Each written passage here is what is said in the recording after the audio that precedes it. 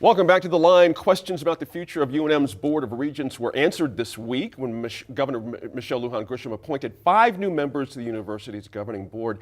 That leaves just 2 remaining regents, President Rob Dowdy and Vice President Marin Lee. Now, the new appointments include 2 former regents as well as a new student regent. And Serge, lots to get into here, but let's start with those 2 former regents, Sandra Begay and Doug Brown.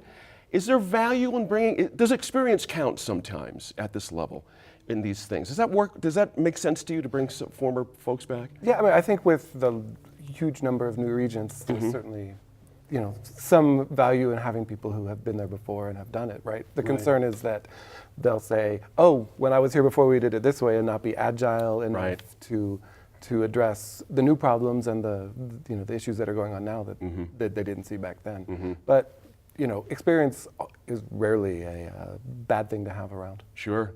Jeffrey, your top line takeaway from the names and some of the folks that are now appointed. Does that work for you? Is it a as a Republican here, I'm actually kind of really encouraged by what Grisham has done. I think she had an approach where I think she had an advisory group and bring these persons forth. I like that. The other thing that I was encouraged with thus far, because make no mistake about it, and I've had some direct and indirect dealings with these 2 folk that are still retained, and there's a level of arrogance there, dismissiveness, and kind of a closed door policy-ness, if you will, and you can quote me on that.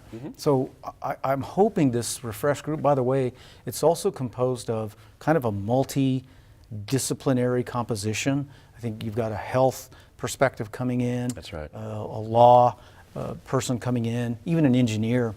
I think that helps with not just diversity of ethnicity, but diversity of intellect.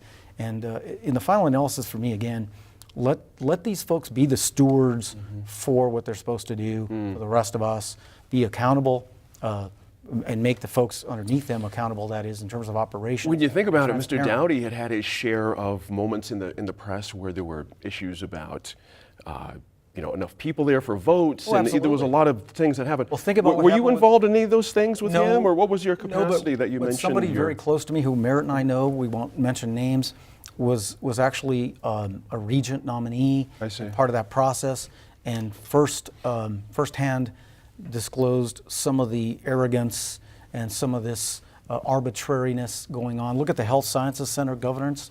That happened, 3-4 years ago, and apparently there was a great deal of criticism there because it was almost this kind of, again, we're going to do it this way and all of that. So I'm just looking for a refreshed group that will do their job to be stewards for UNM and represent transparency and accountability and hold President Stokes and her people accountable. As we know, we'll probably talk about what happened with the athletic department and it's coming. of those It's coming, that's for sure.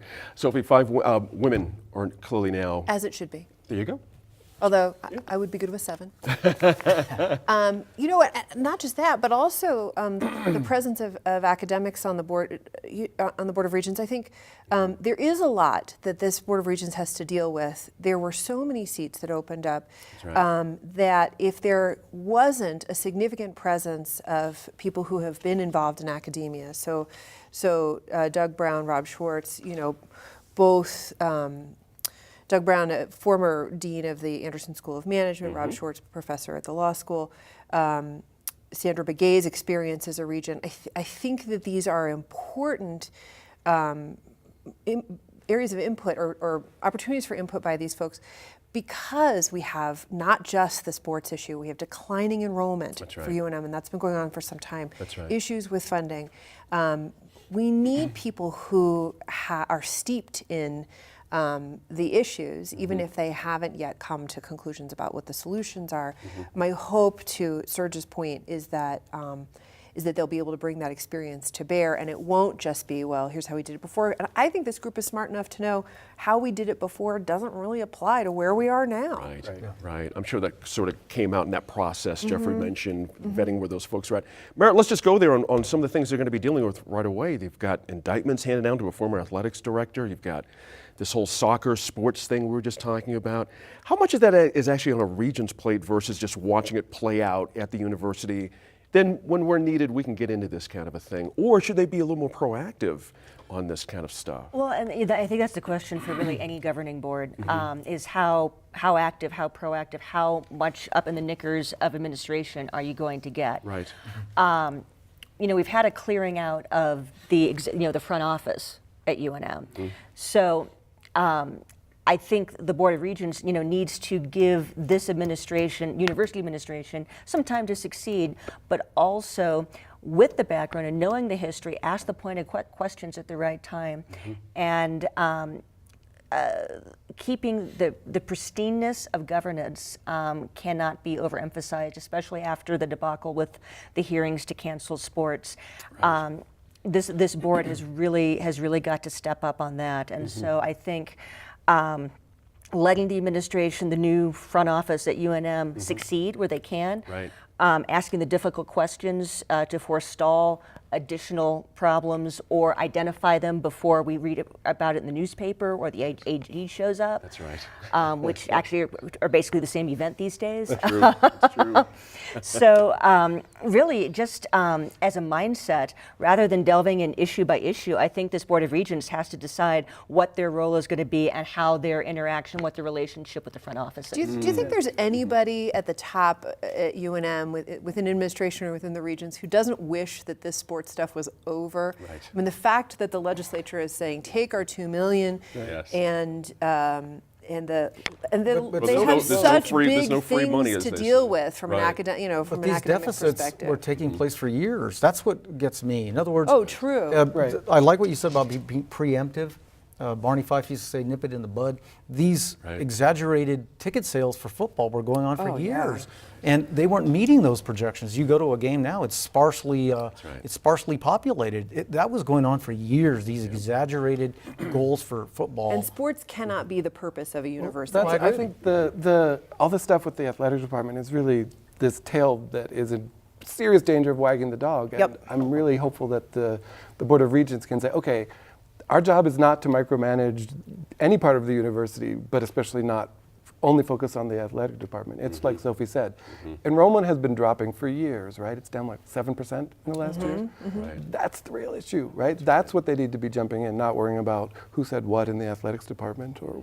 I think it's a matter of, I've been on the board of a nonprofit that was in a crisis because of criminal mismanagement, and you have to stop the bad behavior, and it's at the same time take actions to prevent future bad behavior, but you have to keep the institution running and operating throughout Focused all on of its that, mission. and then you also have Yeah. to know when to declare crisis over and move on. Right. Good point there.